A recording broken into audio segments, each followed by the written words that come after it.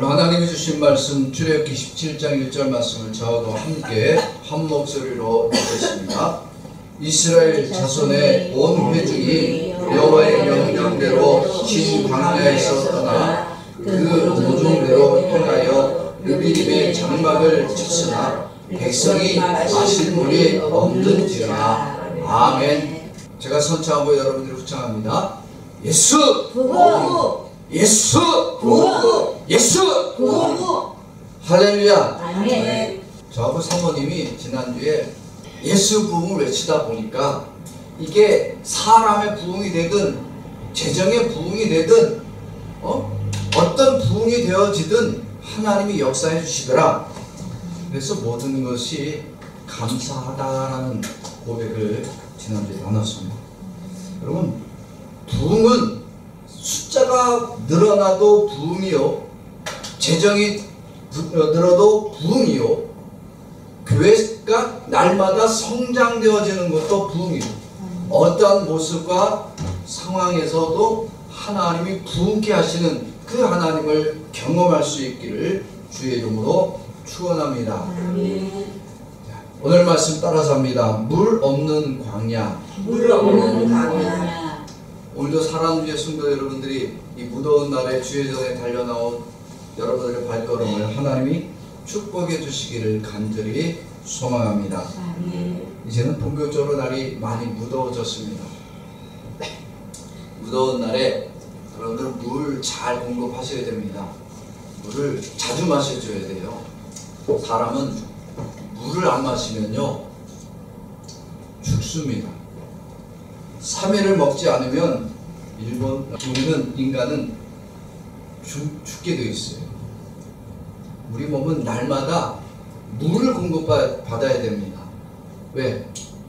우리 몸은 70%가 물로 구성되어 있습니다. 물을 안 먹으면 각종 질병도 다 생겨요. 그러니까 여러분들 물을 아주 자주 드셔야 돼요. 물 먹기 싫다고 다른 거 드시지 말고, 커피는 물에 포함이 되지 않습니다. 커피는요 오히려 수분을 빼는 작용을 하기 때문에 커피 드시는 거 좋지만 자주 드시면 오히려 몸에 있는 수분을 빼게 됩니다. 그러니까 커피를 한 잔 드셨으면 물은 한 두세 잔은 드셔야 된다고 그러더라고요. 그러니까 물은 잘 드셔서 건강을 잘 유지하시고 또 이 무더위를 잘 이겨나시길 바랍니다. 어저께 뉴스를 보다 보니까 이런 얘기가 지난 일주일 동안 일본 그리고 유튜브 아주 뒤덮었더라고요. 일본에 뭐가 온다고요? 지진. 대지진이 온대요.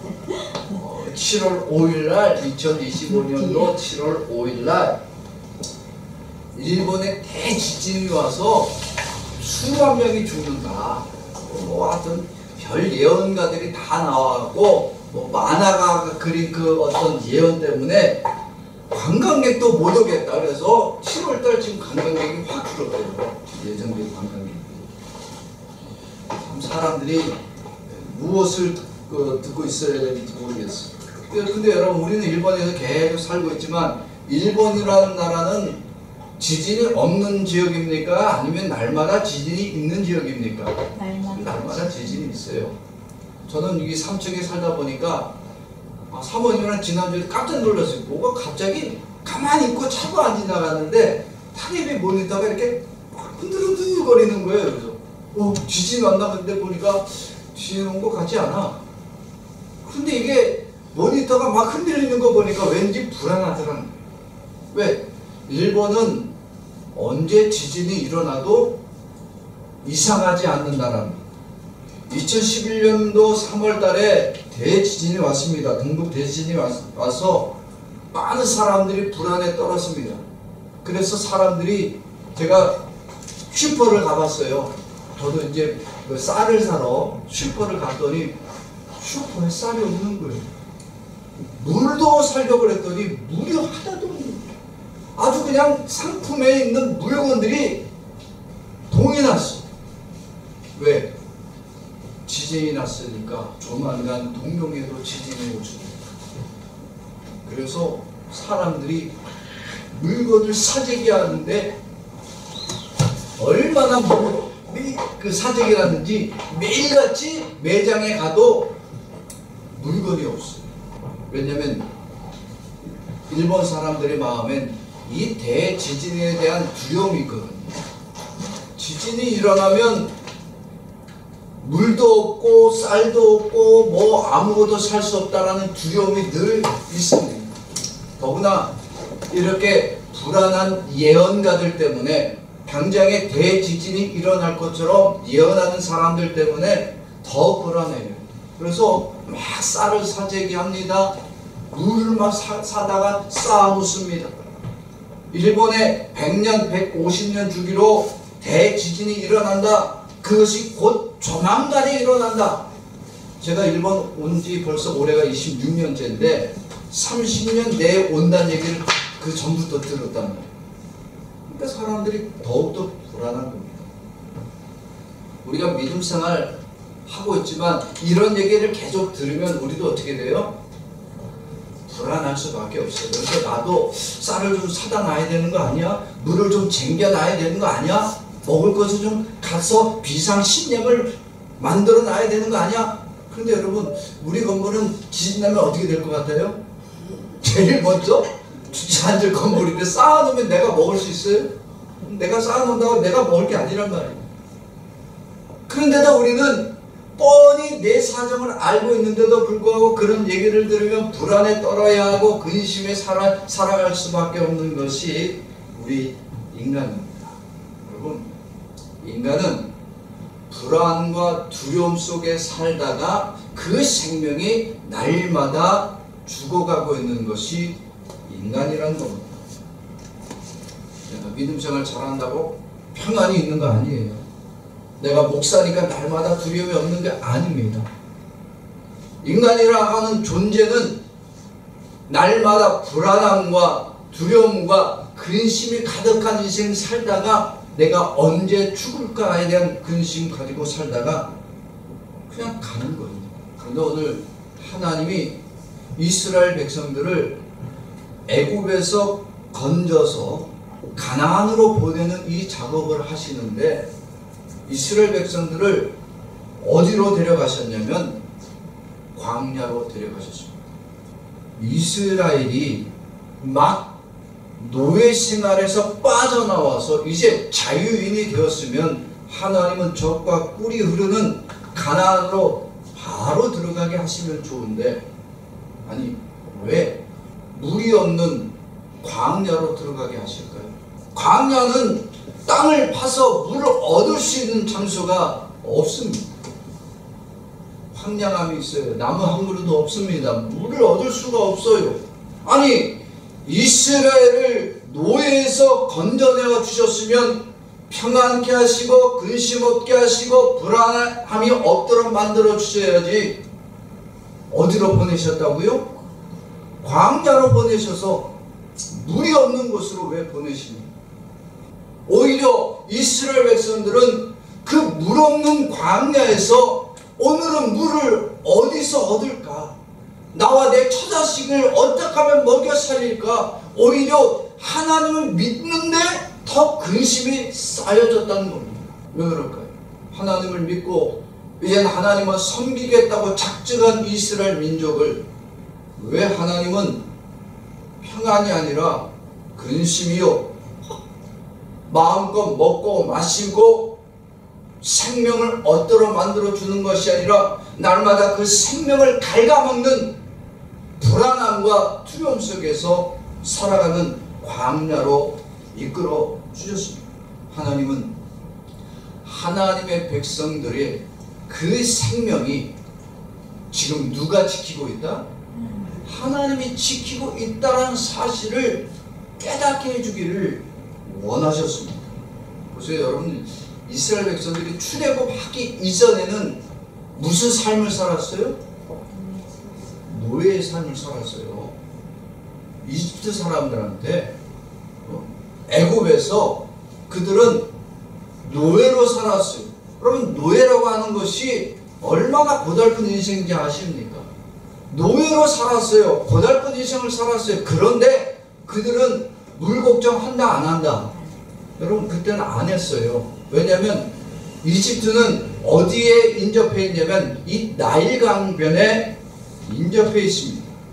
그러니까 비록 그들이 노예의 인생을 살기는 했지만 나일강 근처에서 살고 있었기 때문에 그들이 사는 그 땅에서는 물에 대한 근심과 걱정이 없었어요.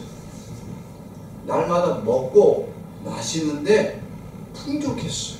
그런데 하나님을 믿고 이제는 노예 생활을 끝내고 광야로 하나님의 인도하심을 따라 들어왔더니 노예 생활은 안 하지만 당장은 노예의 고달픔은 사라졌어요. 그런데 이제부터는 무슨 인생을 살아야 돼요?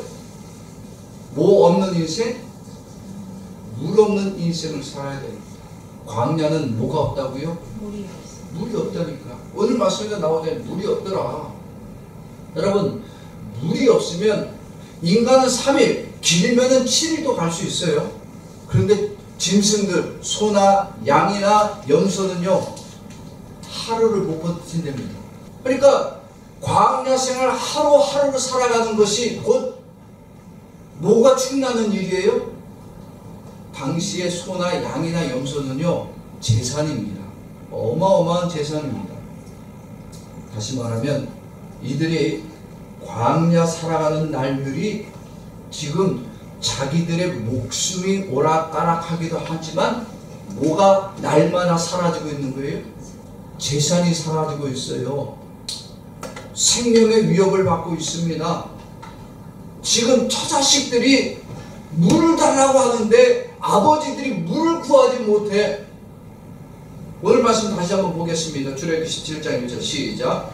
이스라엘 자손의 모든 중이 여호와의 명령대로 신 광야에 있었으나 그 노정들을 행하여 르비딤의 장막을 쳤으나 백성이 마실 물이 없는지라.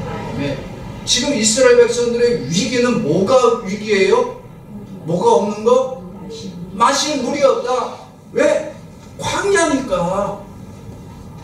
광야는 물을 얻을 수 없다라고 하는 거예요. 거기서 하루 이틀 3일 지나는 거는 괜찮아. 그런데 광야를 몇 년 살았어요? 이스라엘 백성들이 총 40년 살았어요. 여러분 하루 이틀 사는 것도 이거 어마어마하게 위험한 일인데 지금 가족의 생사가 걸렸습니다. 당장 나 혼자도 먹고 살 물을 구할 수가 없다는 거예요. 왜 하필 하나님은 풍족한 나일 강변에서 지금 물 없는 광야로 인도하고 계십니까? 광야에서는 그들이 땅을 판다고 물을 얻을 수 있다 없다? 없는 거야. 여러분 이스라엘 백성들이 아무리 좋은 땅을 골라서 그곳에서 땅을 열심히 파봤자 수십 미터 파봤자요 물이 안 나와요. 물을 얻을 수 있는 환경이 아니야. 여러분 광야에서 물을 얻을 수 없다. 그러면 이 물은 누가 주셔야 되는 거예요? 하나님이 생수를 미리미리 예비해 주셔야 되고 주셔야 됩니다. 즉 광야에서는 누구만 의지할 수밖에 없어요. 이제 하나님만 의지할 수밖에 없다는 거예요. 그런데 당장에 이스라엘 백성들은 하나님이 생수를 주시지도 않았고 광야로 인도한 것 때문에 지금 누구와 다투었느냐? 모세와 다투고 있습니다. 여러분 광야로 인도한 것은 모세가 인도했습니까? 하나님이 인도했습니까? 하나님이 인도하셨어요. 오늘 말씀 다시 보자고요. 출애굽기 17장부터 시작. 이스라엘 자손의 모든 중이 여호와의 명령대로 신 광야에서 떠나 그 노정들을 행하여 르비딤의 장막을 쳤으나 백성이 마실 물이 없는지라. 아멘. 누구의 명령대로? 하나님의 명령대로 신 광야도 떠났고 이제는 르비딤에 왔는데 신 광야도 물이 없었는데 이제는 르비딤 광야도 물이 없더라는 광야로 인도하신 하나님, 물이 없는 것으로 인도하신 그 하나님은 인간이 아무리 수고하고 노력해도 너희들이 물을 얻지 못하지만 누구만 의지하며 하나님만 의지하면 하나님 내가 너희들에게 생명을 이어갈 수 있도록 지켜주겠다는, 하나님이 곧 생명의 주인이고 생명수가 되심을 알게 하기를 원하셨습니다. 그러나 이스라엘 백성들은 물 없는 광야를 만날 때마다 누구와 다투더라? 모세와 다퉜어요. 모세, 네가 우리를 다 목말라 죽게 하는구나, 내 재산을 축나게 하는구나. 누가 인도했는데? 하나님이 인도했는데, 싸우기는 누구랑 싸우냐? 모세와 싸웠다고요. 하나님은 인간을 만들 때에 인간으로 하여금 물 없는 곳에 살게 하지 않았어요. 인간은 하나님 아버지가 아까 말씀드린 것처럼 몸의 70%가 물입니다. 진흙이잖아요. 그러니까 인간은 날마다 뭐가 공급받아야 되냐면 수분, 물을 공급받아야 돼요. 물이 곧 생명과 같다는 거예요. 낙타는 물이 없어도요 일주일을 살아갈 수 있습니다. 그래서 광야를 넘어갈 때는 낙타를 꼭 데려가는 게 낙타를 통해서 물을 공급받을 수 있어요. 그러니까 낙타는 물이 없다고 죽지 않아. 일주일을 물을 먹지 않아도 살아갈 수 있기 때문입니다. 그래서 인간은 3일만 물을 먹지 않으면 죽어요. 그러니까 금식할 때도 다른 건 안 먹어도 뭐는 먹어야 돼요? 물은 마셔야 돼요. 물을 하루에 2리터, 3리터 물을 계속 마셔줘야 되는 거예요.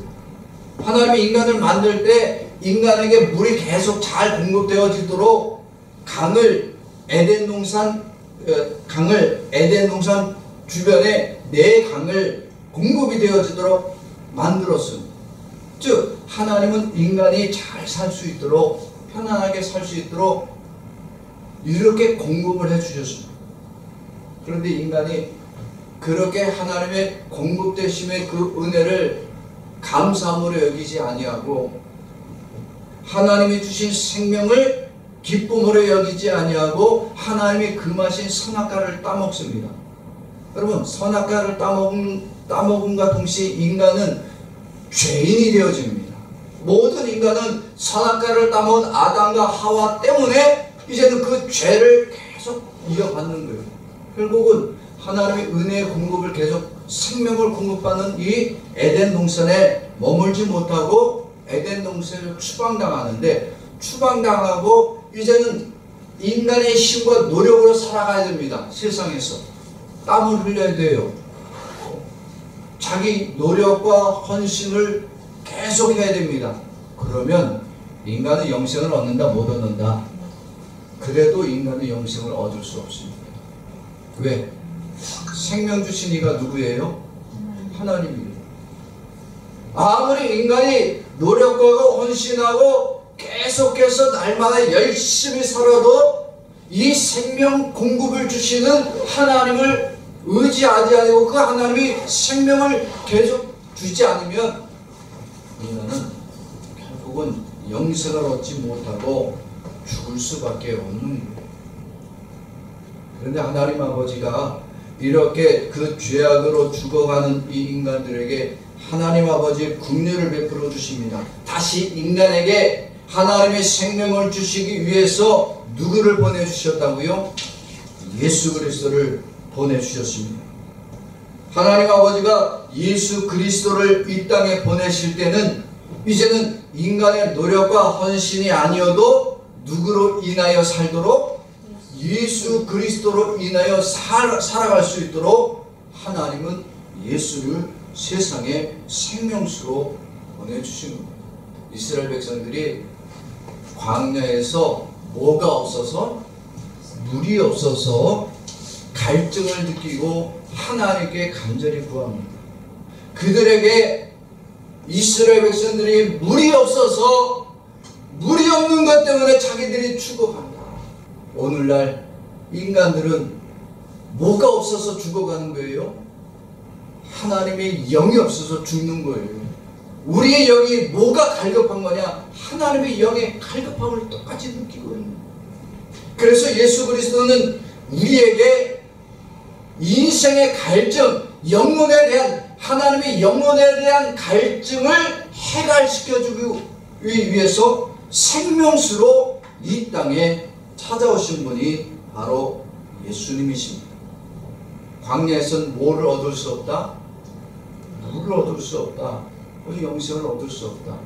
즉 광야 같은 이 세상에서는 오늘 우리가 영생을 얻을 수 없는데 오직 예수 그리스도가 나에게 영생을 공급해 주시기 위하여 이 땅에 찾아와 주셨습니다. 그러니까 예수님은 이 땅에 오실 때 우리들에게 무엇으로 오셨느냐? 생명수로 찾아오셨습니다.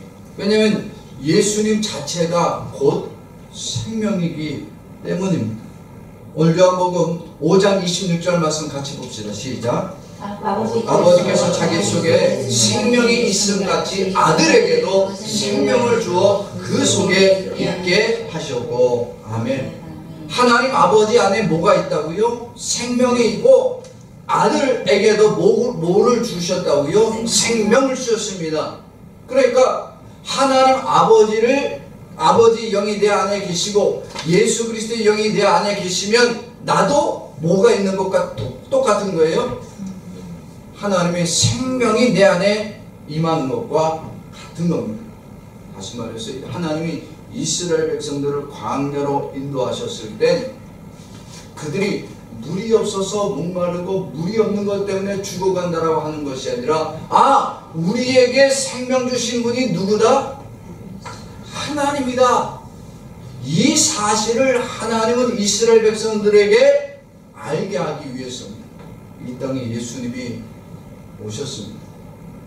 오신 이유는 죄인들이 아무리 노력하고 아무리 헌신하고 거룩하게 살아도 우리가 영생 얻을 수 없어요. 생명 얻을 수 없어요. 우리는 우리의 노력과 헌신으로는 영생을 얻을 수 없는 존재인데 예수님이 오셔서 이 죄인들에게 생명수가 되어서 죽어가는 영혼들이 아니라 이제는 생명 얻는 자로 만들어주기를 원하십니다. 바로 하나님은 광야에서 무엇을 주시는 분? 생수를 공급해 주시는 분. 예수님은 죄인들에게 무엇을 주시는 분? 영생을 주시는 분이란 사실입니다. 다시 말하면 하나님과 예수님은 어느 곳 누구에게라도 생명을 공급해 주시는 생명의 주인이요 전능한 하나님이 되십니다. 아무리 우리가 노력을 해도 우리가 거룩한 직업을 가지고 있고요. 날마다 선하게 살고 착하게 살아가도 인간은 죄인일 뿐입니다. 제가 목사가 돼도 나는 여전히 죄인이에요. 왜? 이 땅, 여기는 뭐 없는 세상? 물 없는 세상이에요. 물 없는 광야와 똑같은 거예요. 광야는 곧 세상을 말하거든요. 그러니까 이 물 없는 생명 없는 곳에서는 아무리 노력하고 헌신해도 우리의 의로움과 거룩함으로는 생수를 얻을 수 없습니다. 그런데 내가 할 수 없는 인간의 노력으로 할 수 없는 이 생명을 얻을 수 없는 우리들 가운데 누가 오셔서 예수님이 이 광야 같은 세상에 오셨어요. 그래서 죄인들에게 자기의 생명수를 공급해 주셨습니다. 그러려고 예수님은 이 땅에 오셨던 겁니다. 내가 직분이 목사가 되고 여러분들이 장로가 되고 권사가 돼서 날마다 선하고 의롭고 거룩하게 살아간다고 해도 인간은 누구도 생수의 근원이 되어줄 수가 없어요. 생명을 줄 수가 없습니다. 오직 예수님만이 생명의 하나님이 되어주시고 그 생명의 하나님이 우리에게 생수를 공급해 주시기 위하여 이 광야 같은 세상에 친히 찾아오신 사건이 바로 예수님의 성육신 하심입니다. 요한복음 7장 38절 말씀 봅시다. 시작. 나를 믿는 자는 성경의 이름과 같이 그 배에서 생수의 강이 흘러나오리라 하시니. 아멘. 인간은 죄인이었어요. 문제를 만나면 해결을 한다 못한다? 해결을 합니까? 해결을 못합니까? 해결을 못합니다. 인생의 죽음의 문제, 생명의 문제를 만나면요, 인간은 해결을 못할 뿐만 아니라 그 문제를 만난 것 때문에 원망합니다. 불평합니다. 다투어요. 너 때문에 내 인생 요 모양 요 꼴이 됐다. 내 인생에 한 번도 생명 없고 생수 같은 그것을 얻지 못했다. 다 너 때문이다. 그런데 예수님은 이 땅에 찾아오셔서 인간이 해결할 수 없는 생명의 문제를 해결해 주시길 원합니다. 왜? 예수님이 곧 뭐가 되신다고요? 생명의 주가 되시기 때문입니다. 아무도 해결자가 되지 못할 때 예수님이 인간의 문제 해결자로, 생명을 공급할 자로 찾아와 주셨습니다. 요한복음 20장 31절 말씀 넣어보겠습니다. 같이 읽습니다. 시작.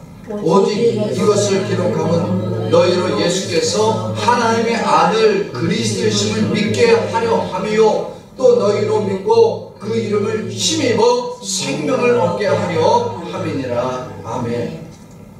예수 그리스도가 이 땅에 생명수로 찾아와 주셨습니다. 예수 그리스도가 인간의 생명수가 되기 위해서 찾아오셨을 때 의인을 위해서 찾아오십니까? 죄인을 위해서 찾아오십니까? 여러분, 성경은 다 죄인이라고 말한다니까요. 우리가 의롭고 거룩하다라고 얘기 안 하고요, 오늘 우리에게 찾아오신 예수님은 우리가 누구이기 때문에 찾아오셨다고요? 죄인이기 때문에. 죄인들이 생명 얻을 수 없고 다 망하여 지옥에 들어가야 하는데, 이 죄인들에게 예수 그리스도의 생명 주시기 위해서 이 땅에 찾아오셨어요. 예수님이 이 땅에서 고난 받으신 이유가 뭐예요? 의인을 위해서 고난 받으십니까? 죄인을 위해서 고난 받으십니까? 죄인을 위해서라니까요. 죄인을 위해서 고난 받으신 것이지, 뭐 의롭게 산 사람들, 거룩하게 산 사람들, 착하게 산 사람들 위해서 아니라고. 그래서 우리는 예수님의 고난 때문에 이제는 의롭게 된 거예요. 예수님의 그 고난 때문에 내가 생명 얻는 자가 되어진 거예요. 만약에 예수님이 고난, 생명 얻을 수 있다, 생명을 얻을 수가 없다, 우리는 얻을 수 없어요. 어떤 인간도 예수님의 고난으로 인하여 생명 얻는 존재가 되었지, 예수님의 고난 받지 않고 편안하게 살다 가셨으면 예수님이 그리스도가 되어질 수가 없단 말입니다. 예수님이 이 땅에 오셔서 사역하실 때 다 죄인을 위해서 사역하셨습니다. 죄인들을 만나시고 죄인들을 찾으시고 죄인들에게 구원을 베풀어 주셨습니다. 예수님 만나는 죄인은 정죄받습니까? 용서함 받습니까? 다 용서함 받았습니다. 중풍병자가 왔을 때 예수님 그 중풍병을 먼저 고치신 것이 아니라 내 죄가 사하였다. 세리를 만났을 땐 오늘 내가 너와 함께 먹으리라. 가난한 여인을 만났을 땐 남들은 다 돌로 치자 그럴 때 예수님은 나도 너를 정죄하지 아니하노라, 돌아가라. 그런데 바리새인들과 서기관들과 제사장들, 당시에 스스로 거룩하게 산 사람들이에요. 이들은 죄인을 만나면 어떻게 해요? 그들에게 생명의 복음을 전합니까? 정죄하고 저주합니까? 그럼 정죄하고 저주했어요. 복음을 전하지 않았어요. 하나님의 용서하심과 하나님의 생명 주심을 가르치지 않았습니다. 그들은 오히려 죄인을 만나고 죄인이 예배당으로 찾아오면 쫓아내고 그들을 향하여 정죄했습니다. 너 같은 죄인은 오면 안 된다. 오늘 우리들이 교회를 찾아오는 죄인을 너는 우리 교회 나오면 안 돼, 이렇게 거부하고 정죄하면요, 우리도 똑같은 바리새인의 영을 가진 사람들이, 만약에 우리가 이렇게 바리새인들처럼 서기관들처럼 제사장들처럼 나는 거룩하고 경건하고 너희는 죄인이라고 남을 정죄하는 이러한 영을 가진 사람들이라면 스스로 의롭다 하는 이들을 향해 예수님은 이렇게 평가했습니다. 뭐라고 평가했느냐? 외식하는 자. 이게 우리나라 말은 외식이라고 나와 있는데 제가 일본어 성경을 보니까 뭐라고 그랬냐? 위선자여라고 써 있습니다. 마태복음 23장 27절 말씀 우리 같이 봅시다. 시작. 화 있을진저 외식하는 서기관들과 바리새인들이여 해칠한 무덤 같으니 겉으로는 아름답게 보이나 그 안에는 죽은 사람의 뼈와 모든 더러운 것이 가득하더라. 아멘. 나는 거룩하고 너는 더럽고 추악한 죄인이라고 정죄하는 그 순간 하나님은 우리를 향해서 너희는 외식한 자, 위선자라고 우리를 향해 저주하시고, 예수님은 무슨 사역을 하신 분? 어떤 사역을 하셨다고요? 생명 주는 사역을 하셨다고요. 요한복음 5장 24절 말씀도 우리 같이 봅시다. 시작. 내가 진실로 진실로 너에게 이르노니 내 말을 듣고 또 나 보내신 이를 믿는 자는 영생을 얻었고 심판에 이르지 아니하나니 사망에서 생명으로 옮겼느니라. 아멘. 예수님은 죄인을 정죄하고 심판하러 오신 분이 아니라 죄인을 구원하시고 생명 주시는 사역을 하기 위해서 이 땅에 오셨습니다. 그런데 왜 우리는 구원 얻겠다라고 오는 사람들을 향해 정죄하고 쫓아내고 미워합니다. 많은 사람들이 예수 앞에 나와야 된다라고 오히려 생명의 복음을 전해야 되는데 생명의 복음 전하기를 주저하는 것이 왜 그렇습니까? 내가 의롭게 살고 내가 열심히 기도하고 내가 열심히 헌신하면 내 열심으로 생명 얻을 수 있다고요? 천만의 말씀이에요. 나의 노력과 나의 열심이 나로 하여금 생명 얻게 만들지 못합니다. 돈이 많으면 생명을 얻을 수 있습니까? 명예가 많으면 많은 사람들을 통해서 칭찬받으니까 내 생명이 높아지는 거예요. 여러분, 세상의 풍성함과 부유함으로는 생명을 얻을 수가 없습니다. 그래서 이제 생명을 얻기 위해서는 이 생명은 어떻게 얻어야 된다? 예수 그리스도가 주시는 생명으로만 온전히 얻을 수 있습니다. 물 없는 광야에 도착했다. 그러면 뭐만 있으면 되는 거예요? 물만 얻으면 되잖아요. 근데 물 없는 광야라고는 분명한 전제가 있습니다. 거기서는 아무리 땅을 파도 물을 얻는다, 못 얻는다? 못 얻는다. 그러나 물을 누가 주시면, 하나님이 공급해 주시면 생명이 유지되는 거예요. 우리가 세상을 살면서 아무리 노력하고 열심으로 거룩하고 의롭게 살아가도 우리가 생명 얻을 수 없지만 생명 주시는 예수 그리스도가 우리에게 생명을 주심으로 내 생명이 구원받게 되어지고 천국 들어갈 수 있다는 이 믿음을 하나님은 우리로 깨닫게 해주기를 원하십니다. 이 예수님이 생명 주시는 사실을 깨닫지 못하는 자들은 교회를 와도 맨날 다투고 싸우고 불평합니다. 내가 열심히 이렇게 봉사 많이 했는데 왜 나를 형통하지 못하게 하냐고. 내가 기도 얼마 했는데, 내가 교회 봉사 얼마나 많이 하고, 내가 목사를 얼마나 대접 잘했는데 왜 내 사업이 망하냐고, 왜 나한테 질병이 오냐고. 여러분, 생명 주시는 누구를 알지 못하는 자, 예수를 알지 못하는 자는요, 모든 것이 불평이요 불만이요 자기 자랑이에요. 여러분, 그런 사람 하나님이 버리십니다. 광야 40년 사는 동안에 물 없는 사막 40년을 살았어요. 40년 사는 동안에 불평하고 불만하고 하나님을 향하여 대적하는 사람들을 하나님 다 어떻게 하셨어요? 죽게 하셨습니다.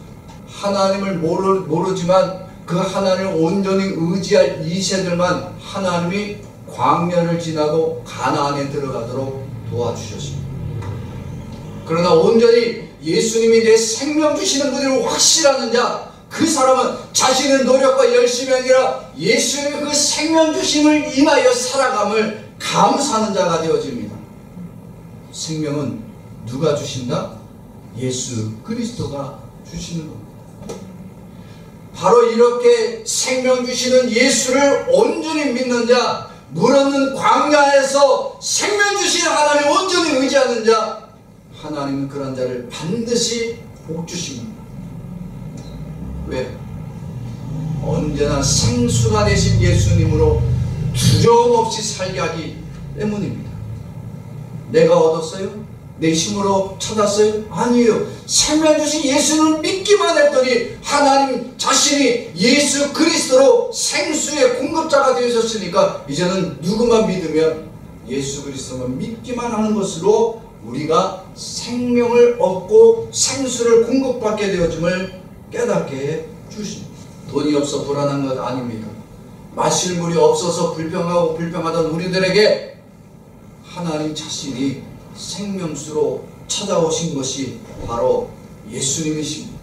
바로 예수님 때문에 우리는 더 이상 물이 없고 돈이 없고 건강 잃은 것 때문에 두려움에 떠는 존재가 아니란 사실입니다.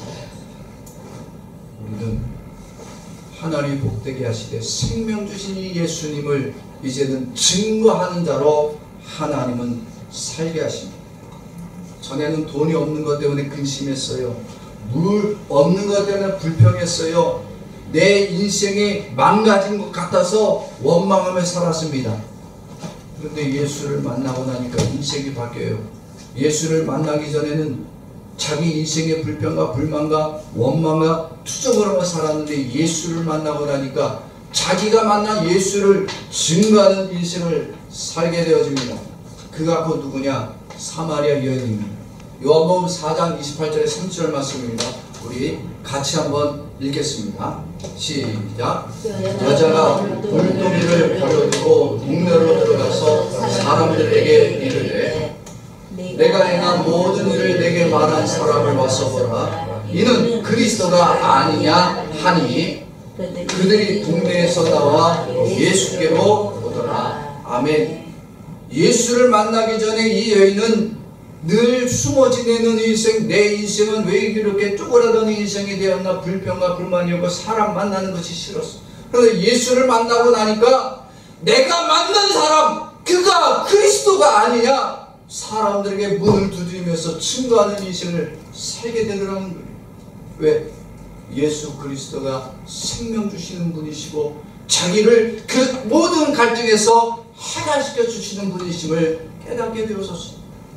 이렇게 하나님은 광야 같은 이 세상에서 생명의 주로 찾아오신 예수를 만나게 하시고 증거케 하시고 그로 예수님께 예배하는 자로 만들어 주십니다. 더 이상 불안과 두려움에 떠는 인생이 아닙니다. 그래서 생수를 찾아다니는 인생이 아니라 이제는 물이 없어서 돈이 없어서 형통하지 못해서 불평과 불안으로 살던 이 인생이 이제는 예수님을 만나니까 감사하는 인생, 찬양하는 인생, 하나님께 영광 돌리는 인생으로 바뀌어지게 된 것은 그가 예수를 만나기 때문입니다. 여러분, 예배는 물 없는 광야 같은 세상에서 생명수로 찾아오신 이 예수님을 경험하는 시간이 예배입니다. 예배가 무슨 출석 도장 찍으러 오는 것 아니에요. 예배는 내 생명의 근원 되시고 나에게 생명 주시는 예수님을 만나는 시간이 예배이기 때문입니다. 그런데 예배 생명 주신 예수님을 만나지 못하는 자, 나의 노력과 나의 헌신과 나의 열심이 나로 하여금 복되게 한다라고 하는 거예요. 그런 사람은 아무리 예배를 드려도 하나님이 그 예배 안 받으시고 버리시는 예배가 되어지고 그에게 하나님이 주시는 예수 그리스도의 영생이 없습니다. 그리고 예배는 나의 노력과 열심과 헌신으로 생명을 얻는 것이 아니라 생명의 중원자 되신 예수 그리스도가 이 예배를 통해서 내 안에 임재하시고 내 안에 임재하신 예수님 때문에 이제 내가 생명 얻는 자로 만들어 주심을 감사하는 시간이 예배입니다. 그래서 예배는 예수의 생명이 가득한 시간입니다. 예수의 생명 없이 드리는 예배는 예배를 드리고도 불안해, 예배를 드리고도 다투고 싸우고 교회에서 혼란을 일으킵니다. 오늘 우리들의 예배는 나의 노력도 아니고 나의 의도 아니고 나의 헌신을 자랑하는 예배가 아니라 오직 생명 되신 예수님을 오늘 예배에 경험케 하시고 오늘 그 생명 되신 예수 그리스도가 내 안에 임재하심을 감사하고 찬양과 영광 돌리는 시간이 우리의 예배가 되어지기를 원합니다. 사랑하는 성도 여러분, 오늘 이 시간 우리가 믿음으로 함께 말씀을 듣고 결단하기를 원합니다. 첫째는 우리가 회개해야 될 것은 생명에 주신 예수를 모르고 세상에 물 없고 돈 없고 명예 없는 것 때문에 불안에 떨었고 근심하며 살다가 서로를 원망하며 불평하며 다투며 싸워 살아왔던 우리의 죄악됨을 주님 용서하여 주시옵소서.